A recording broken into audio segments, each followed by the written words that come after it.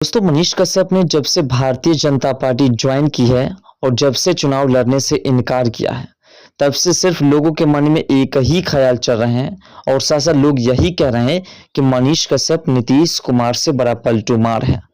नीतीश कुमार तो कम से कम पार्टी के ऊपर कुछ इल्जाम लगा करके दूसरी पार्टी ज्वाइन करते हैं, लेकिन मनीष कश्यप तो डायरेक्ट ही जनता से पूछे बिना पार्टी ज्वाइन कर लिया और उसने चुनाव लड़ने से इनकार कर दिया, लोगों के साथ विश्वासघात किया। और जब मनीष कश्यप ने भारतीय जनता पार्टी ज्वाइन कर ली, उसके बाद लोगों ने कहा कि मनीष कश्यप पूरी तरह से बदल गया। मनीष कश्यप को अब बिहार के भविष्य के बारे में कोई चिंता नहीं है और न ही बिहार वासियों की कोई चिंता है।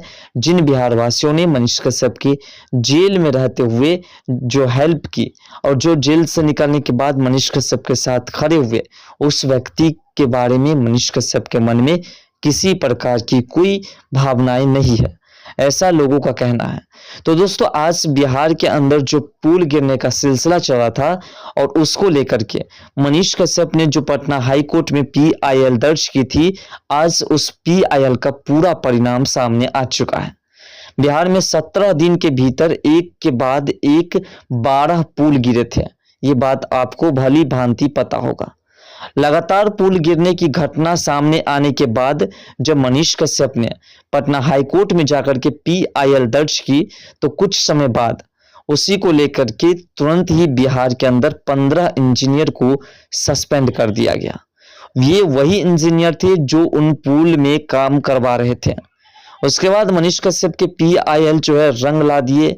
उसके बाद मनीष कश्यप के जो पीआईएल दर्ज किए गए थे पटना हाई कोर्ट में, वो मामला जो है सुप्रीम कोर्ट तक पहुंच गया और सुप्रीम कोर्ट ने तुरंत ही बिहार सरकार और केंद्र सरकार से जवाब मांगा कि आखिर पुल कैसे गिरा।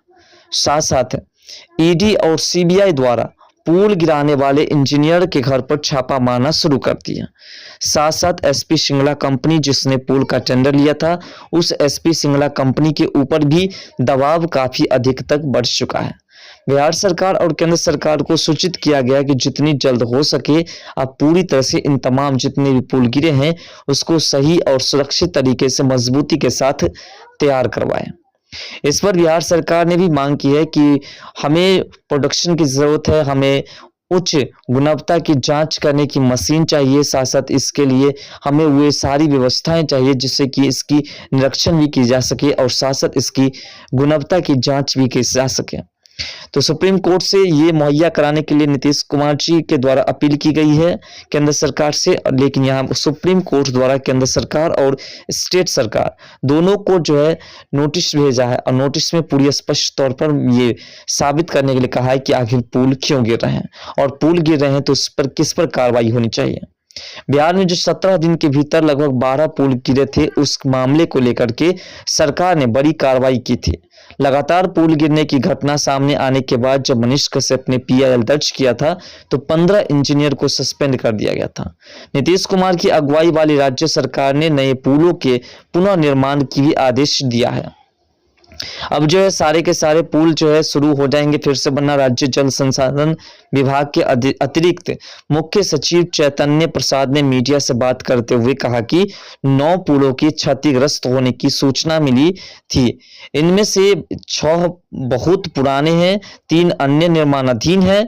प्रथम दृश्यता ऐसा लगता है कि इंजीनियर और ठेकेदार इसमें शामिल है जिन्होंने घोटाले किए थे। उन्होंने कहा कि जो उड़न दस्ता है कि टीम है उन्होंने अपनी रिपोर्ट्स सौंप दी है। इंजीनियर इसे लेकर के न तो सावधान थे और न ही निगरानी कर रहे थे। इस मामले में विभिन्न पदों के 15 इंजीनियरों को सस्पेंड किया गया।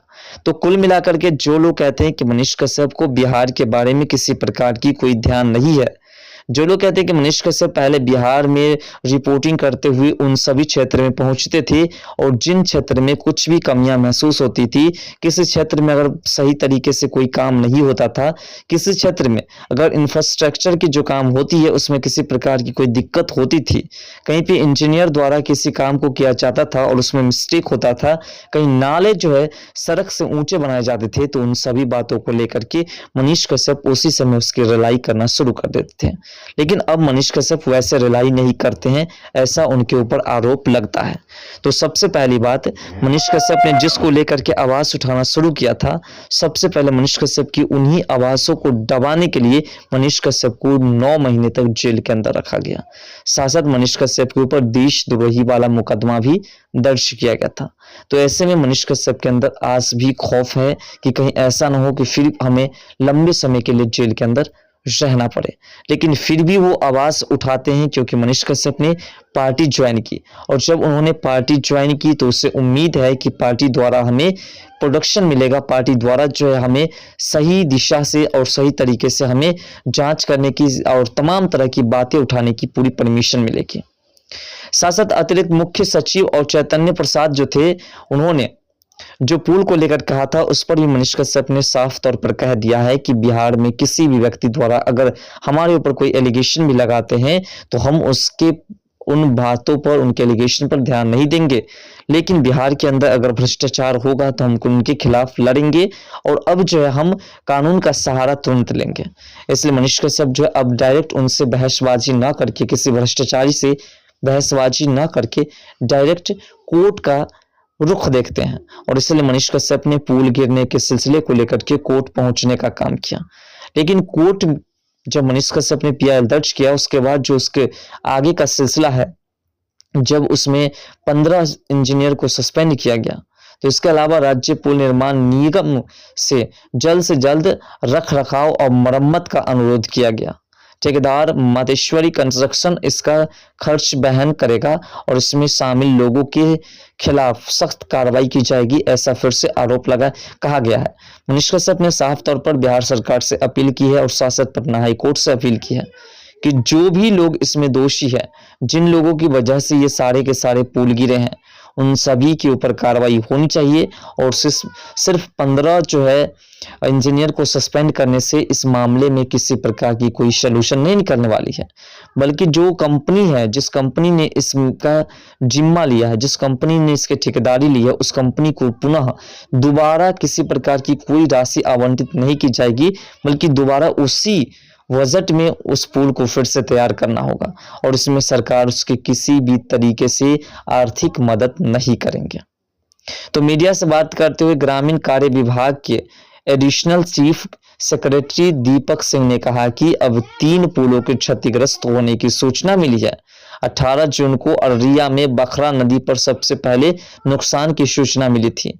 उसका राज्य और केंद्र की टीम जांच कर रही थी और 4 इंजीनियर को उसी समय निलंबित कर दिया गया था। 2 अन्य को पहले ही निलंबित कर दिया गया था। अन्य कारणों से संबंधित ठेकेदारों को पेमेंट जांच पूरी होने तक रोक दिया गया था और उन्होंने कहा कि निरीक्षण टीमों की ओर से अंतिम रिपोर्ट्स देने के बाद ठेकेदार और सलाहकार पर भी अंतिम कार्रवाई होगी, लेकिन ये मामला अभी तक पूरी तरह से स्थगित है। अब इस मामले की जांच आगे कब तक होती है ये देखने वाली बात होगी, लेकिन फिलहाल मनीष कश्यप के ऊपर जो एलिगेशन लग रहा था उस एलिगेशन को उन्होंने पूरी तरह से साफ सुथरा करके दिखा दिया और जनता को स्पष्ट कर दिया कि आज भी बिहार सरकार से, केंद्र सरकार से अन्याय होने पर लड़ने के लिए तैयार है मनीष कश्यप। फिलहाल मनीष कश्यप के पक्ष में आपका क्या राय है? क्या मनीष कश्यप जो आवाज उठा रहे हैं वो सही है या गलत है? अपना राय कमेंट सेक्शन में जरूर दीजिए।